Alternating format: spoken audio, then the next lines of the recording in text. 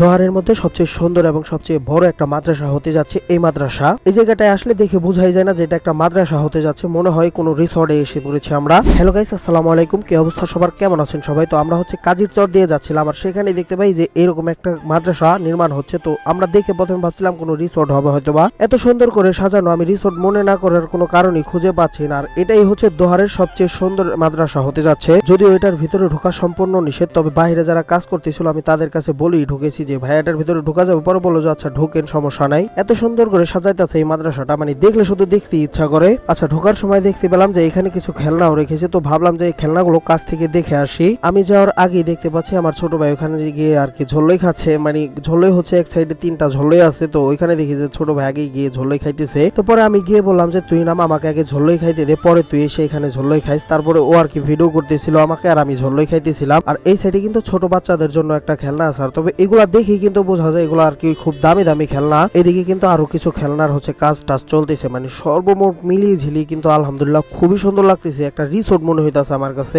এই হচ্ছে একদম মাদ্রাসার সামনের অংশ, আমার কাছে দেখে খুব ভালোই লাগতেছে। মানে দেখে কি বোঝা যায় বলেন তো যে এটা একটা মাদ্রাসা হতে যাচ্ছে? আমিও কিন্তু ফার্স্টে দেখে বুঝিনি যে এটা একটা মাদ্রাসা, তবে ভিতরে আসার পরে তাদেরকে জিজ্ঞেস করার পরেই কিন্তু তারা আমাকে বলেছে যে এটা একটা মাদ্রাসা। এখনই দেখেন কি পরিমাণে সুন্দর, তবে এখনো কিন্তু কাজ চলতেছে। আর ফুল কাজ শেষ হওয়ার পরে যেটা কি পরিমাণে সুন্দর লাগবে দেখতে। আর মাদ্রাসার সামনের দিকে কিন্তু হিউজ পরিমাণের ফুল লাগানো আছে। এখান দিয়ে জাস্ট দেখেন কতগুলা ফুল লাগানো, আর অনেক রকমের ফুলই কিন্তু লাগানো আছে। আর এই সাইডে কিন্তু আর একটা বড় একটা মাঠ আছে, আর মাঠের মধ্যে কিন্তু ঘাসগুলা লাগানো, দেখতে কিন্তু খুব সুন্দরই লাগতেছে। আর আমি জানি না এখানে আর কিছু করবে কিনা। সামনের দিকেও কিন্তু এখানে কাজ চলতেছে, দেখেন অনেকগুলা মিস্ত্রি দিয়ে হচ্ছে এখানে কাজ টাজ করাইতেছে। যদিও এখানে ঢোকা নিষেধ, আমি এখন হচ্ছে বের হয়ে যাব, কারণ তারা হচ্ছে কাজ করতেছে, তাদের কাজে হচ্ছে প্রচুর ডিস্টার্ব হইতাছে আমাদের জন্য। তো ভিডিওটা কেমন লাগলো অবশ্যই কমেন্ট করে জানাবেন। ধন্যবাদ সবাইকে, আল্লাহ হাফেজ।